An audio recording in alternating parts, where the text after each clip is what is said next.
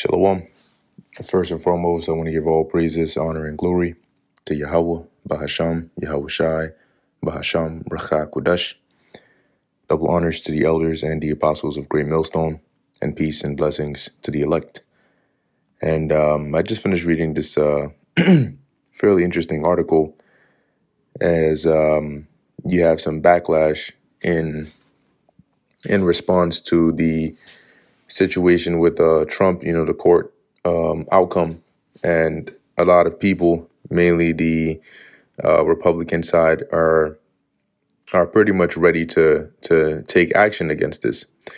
And that's what I'm going to read here in this article, which is pretty interesting, and it starts to venture into an interesting end of the year, right? An interesting year indeed as to how things are going to play out, because now certain lines that in past times were pretty well defined are now starting to become blurred, and that's opening the gate for some unprecedented actions to be taken here.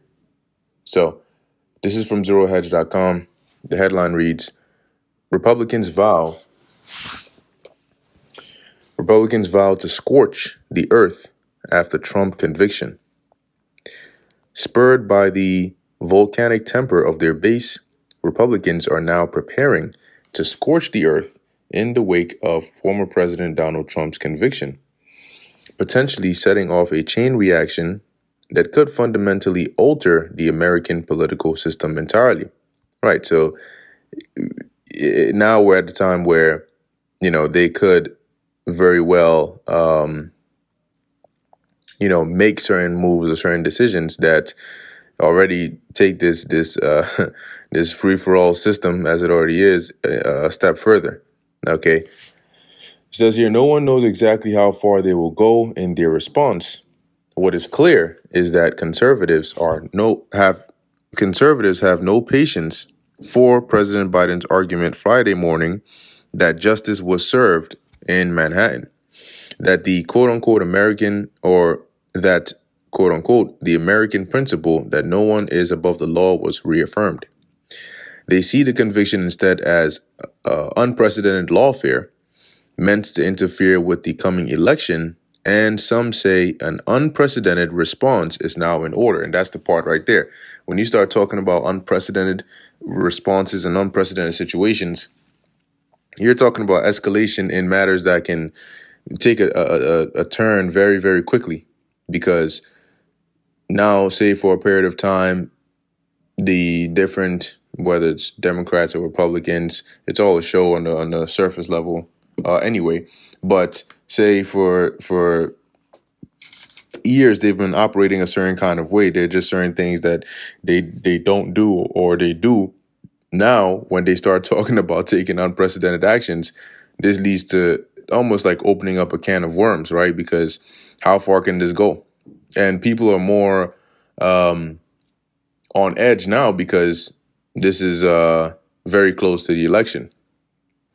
So, as we keep on reading, the good guys, this is in quotes, the good guys must be as tough as the villains or freedom is doomed. Senior Trump advisor Stephen Miller told Real Clear Politics without offering exact details. Rep. Mike Collins, meanwhile, was explicit. And what he said was, time for red state AGs and DAs to get busy. The Georgia Republican said Thursday, floating the idea that Republicans should begin using the courts to pursue their political enemies. See, so now things are starting to, and this is all prophesied, right?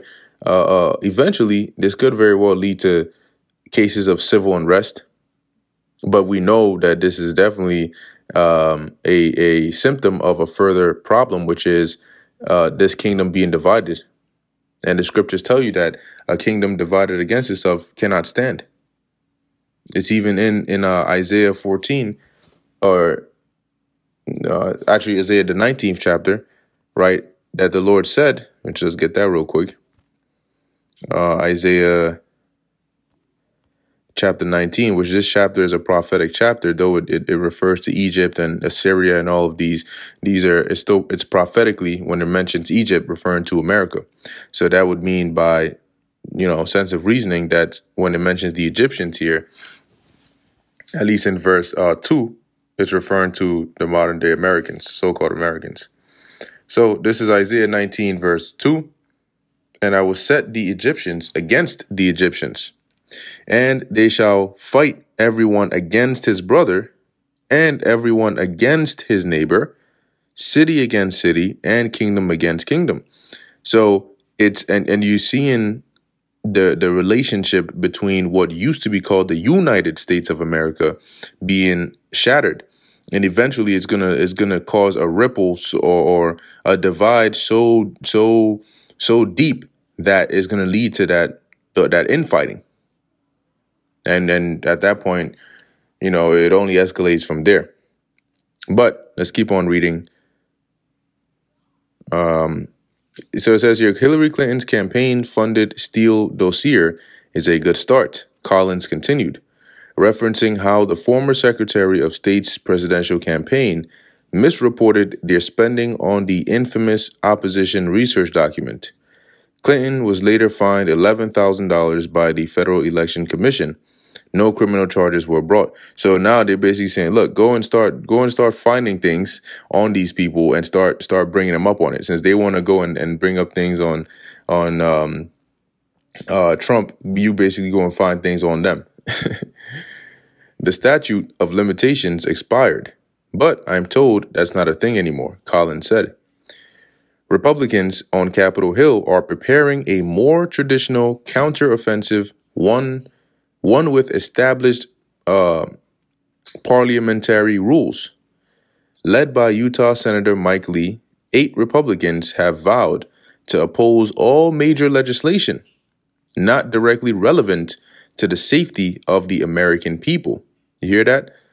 So if they go through with that, and as a form of like it says, a counteroffensive, they're saying any major legislation you try to pass, if it's not, keyword here, directly relevant to the safety of the American people, they're going to oppose it.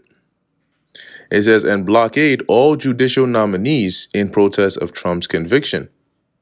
We can't pretend that our political world didn't change yesterday pretty dramatically and for the worse, Lee told RCP. The Utah Republican admitted that legislation normally slows ahead of an election, but White House efforts to get anything through the Senate just got a lot harder for them. So could we experience some deadlocks? We very well can. Could this, escalate even more? It could. But, let's see. Everything, for the most part, is really like, I think it was Shakespeare that said that, the world is the stage. But, all of this is really a show anyway. But a legislative blockade alone may not satisfy a conservative base hell-bent on retribution. So that's just part of the actions that they can take, but they're not stopping there. Because imagine, right, how, some of these Republicans or these conservatives are feeling. And they're like, look, we got to get this guy Biden out of here. And then now you're finding out, this is what they're bringing up on Trump, which is their main go-to guy. So they're ready to pretty much risk it all. I don't want to hear elected Republicans complaining. I don't need to see their tweets and statements condemning the verdict. The only thing I want to hear from these people is which Democrats they have arrested. Don't tell us that you're sad about the verdict. We don't give a shit about your feelings. We want to see corrupt Democrats frog marched on camera in handcuffs. If you won't do that, then shut up. Matt Walsh, a Daily Wire columnist with a following in the millions, wrote on the social media website X. So you can sort of get that the sense of how people are feeling here, right? They're like, we don't want to hear words, we want to see actions, and not like some baby, actions here. We want to see like some real actions.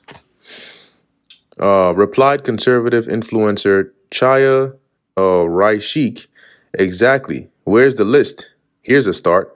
Obama, Hillary, Joe Biden, Hunter Biden. Let me see. Before I keep reading here, there's not much more left, but I just want to highlight the important parts here.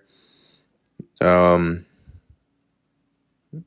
right, yeah. So it says here, Mike Davis, a longtime Republican strategist, floated as a potential Trump attorney general, told Axios he wants prosecutors in red states like Georgia and Florida to open criminal probes into Democrats for allegedly conspiring to interfere in the election by indicting the former president.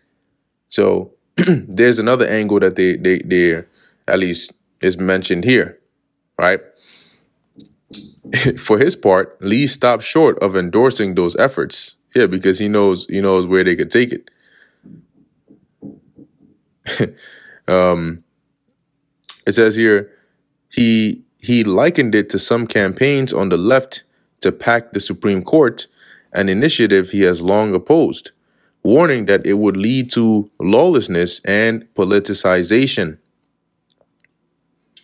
He held out one remote possibility, basically going into, and when you read that, it talks about the Manhattan DA, and them sort of basically trying to put the genie back in the bottle. So these sound like almost like passive threats.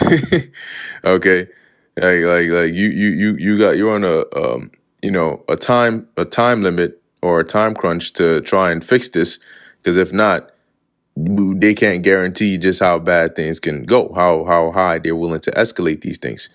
But in all the years of all these kinds of drama and situations we've seen, it's all up to you have to watch, right? We got to watch, as the scriptures say, and observe and see how things actually play out.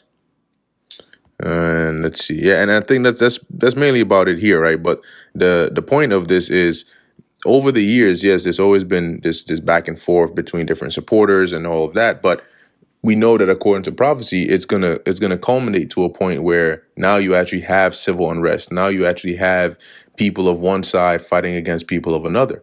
We just read that in Isaiah the 19th chapter and the 2nd verse.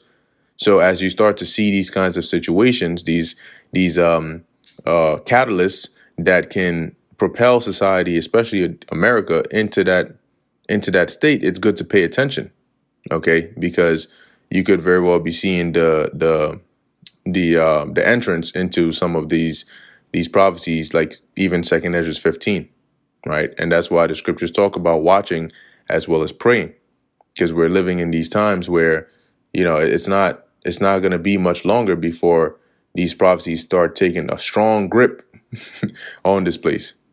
Anyway, with that, I'm going to end it here. Lord willing, that was edifying and informative to the elect. In closing, I want to give all praises, honor, and glory to Yahweh, Bahasham, Yahweh Shai, Bahasham, Racha Kodesh. And until next time, Shalom.